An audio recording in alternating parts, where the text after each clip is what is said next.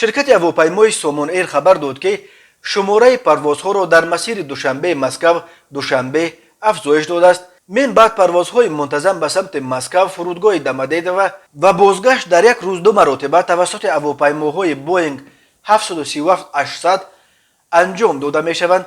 معلومات بیشتر و چپته های پرواز در سامانه شرکت، خزینه های چپته فروشی و مرکز معلومات دهی و چپته فروشی شرکت دسترس می باشند.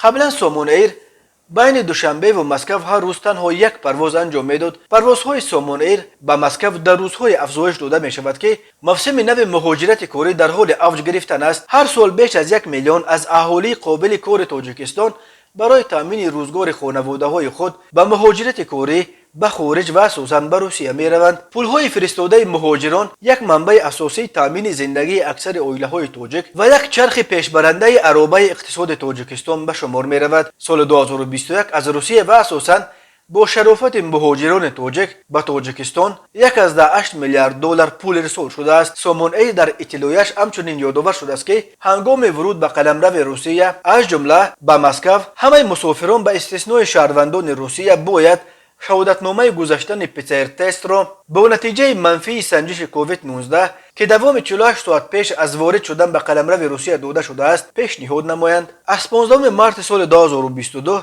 ورود مسافران از کشورهای اتحاد دولت‌های مستقل به قلمرو جمهوری تاجیکستان با پیشنهاد گواهینامه واکسیناسیون پورا یا قسما اجازه داده شده است. در حالت نداشتن گواهینامه واکسیناسیون مسافران باید شهادتنامه گذشتن پتر تست را با نتیجه منفی سنجش کووید 19 که به مهلت 72 ساعت اعتبار دارد پیشنهاد نمایند. کودکان تا 3 ساله از پیشنهاد پتر تست آزاد می باشند.